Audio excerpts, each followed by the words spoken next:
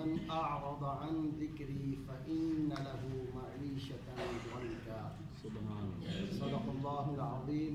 إن الله وملائكته يصلون على النبي يا أيها الذين آمنوا صلوا عليه وسلموا تسليما.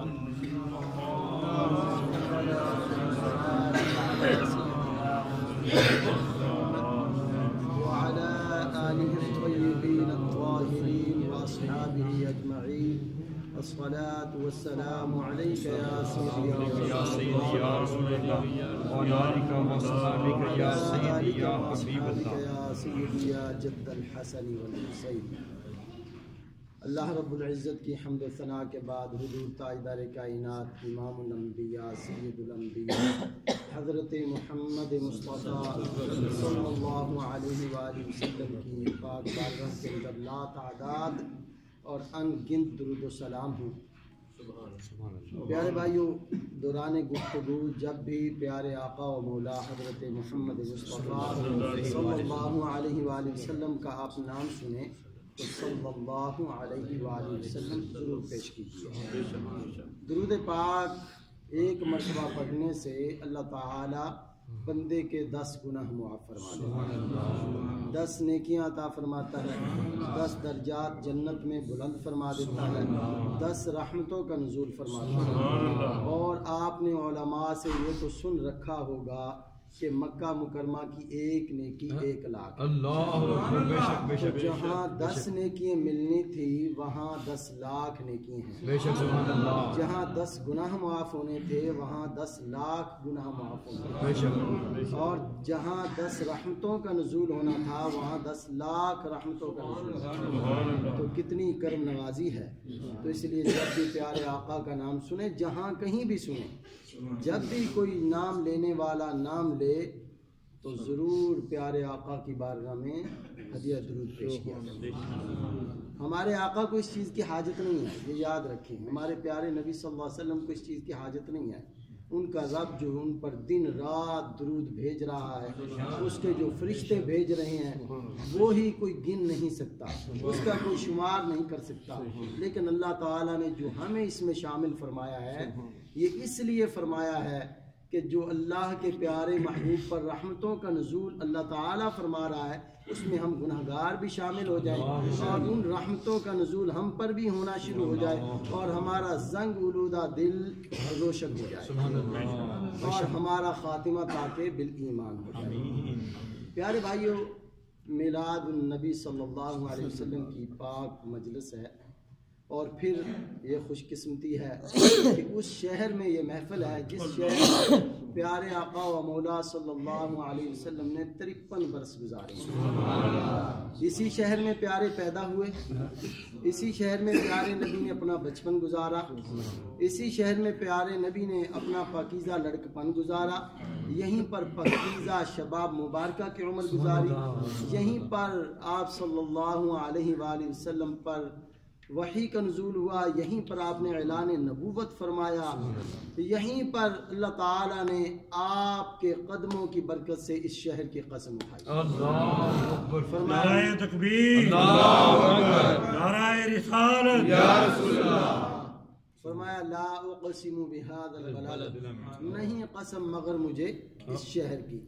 اب دیکھیے بہت سارے مسائل پہ لوگوں کا اختلاف ہے. ہم ویسے بھی اختلافی گفتگو کرنے کے لیے نہیں آئے، بلکہ ہم تو اپنی حاضری اپنے پیارے آقا کی بارگاہ میں لگائیں اور آپ بھی اسی لیے بیٹھے ہیں. بہت سارے مسائل پہ امت میں اختلاف ہے، لیکن اس مسئلے کا اختلاف جو ہے وہ اللہ نے پہلے ہی ختم کر دیا.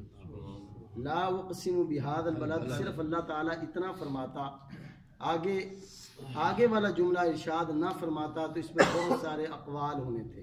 کوئی کہتا یہ قسم جو ہے یہ بیت اللہ شریف کی وجہ سے اٹھائی گئی، کوئی کہتا یہ چاہے زمزم کی وجہ سے قسم اٹھائی گئی، کوئی کہتا یہ صفا اور مروہ کی مقدس پہاڑیوں کی وجہ سے قسم اٹھائی گئی، کوئی کہتا جناب اس کے بغل میں ہی تو عرفات کا مقدس میدان ہے جہاں حج ہوتا ہے، اس وجہ سے اس کا قسم اٹھایا گیا۔ یہ مسائل پیدا ہو سکتے تھے، یہ اختلاف پیدا ہو سکتا تھا، لیکن اللہ تعالیٰ نے اس اختلاف کو اس طرح ختم فرمایا، انت حل بہذا البلد، محبوب اور کوئی وجہ نہیں، وجہ یہی ہے کہ تم یہاں چلتے پھرتے، تم یہاں رہتے ہو، تمہارے رہنے کی وجہ ہے، اور قسم اٹھانے کی کوئی وجہ نہیں۔ تو پیارے بھائیوں، اللہ کا جتنا بھی آپ شکر ادا کریں وہ کم ہے، ہم سب بلکہ جتنا بھی اللہ کا شکر ادا کرے وہ کم ہے کہ آج ہم اس شہر میں حاضر ہیں جہاں ہمارے آقا پیدا ہوئے، جہاں بے شمار یادیں ہمارے نبی کی موجود ہیں، بے شمار یادیں موجود ہیں، اور اس شہر سے پیارے نبی اتنی محبت فرماتے تھے کہ بیان نہیں ہو سکتی۔ جب کفار نے یہاں سے نکلنے پر مجبور کیا تو پیارے نبی صلی اللہ علیہ وسلم مکہ مکرمہ سے باہر کھڑے ہو کر مکہ کی طرف منہ کر کے فرمانے لگے، اے اللہ کے پاک شہر، اے شہر مکہ، تو مجھے بڑا پیارا ہے، تجھے میں کبھی نہ چھوڑتا اگر یہاں کے باسی مجھے نکلنے پر مجبور نہ کرتے۔ اور فرمایا پھر عرض کی، اے اللہ، جہاں تو ہمیں لے جائے اس جگہ کو ہمیں اس جیسا اور اس سے بھی زیادہ محبت والا کر، اس سے بھی زیادہ پسند ہے۔ تو پیارے بھائیوں، عظمت پیارے نبی کی تو بیان کرنا میرے جیسے کم علم کی بس میں بات نہیں۔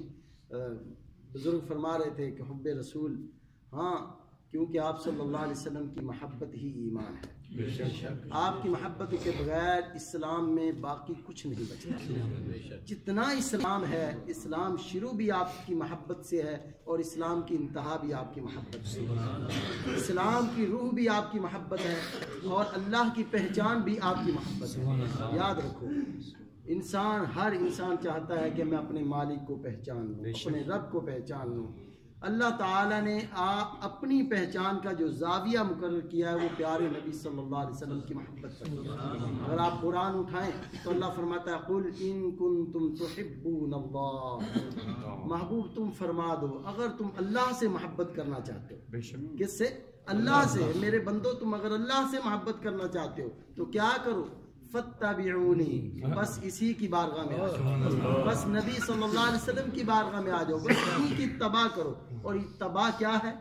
یاد رکھیے، یہ بعض مرتبہ اس آیہ مبارکہ کو پڑھ کے پھر کہا جاتا ہے یہاں تو محبت کا تو نہیں، یہاں تو اتباع کا ہے کہ آپ صلی اللہ علیہ وسلم کی بس اتباع کی جائے، محبت اللہ سے اتباع۔ یاد رکھیے، اتباع کسے کہتے ہیں؟ آپ صلی اللہ علیہ وسلم کی حدیث سے واضح ہوتا ہے۔ آپ صلی اللہ علیہ وسلم نے فرمایا، من احب سنتی فقد احبنی ومن احبنی کان معی فی الجنہ، فرمایا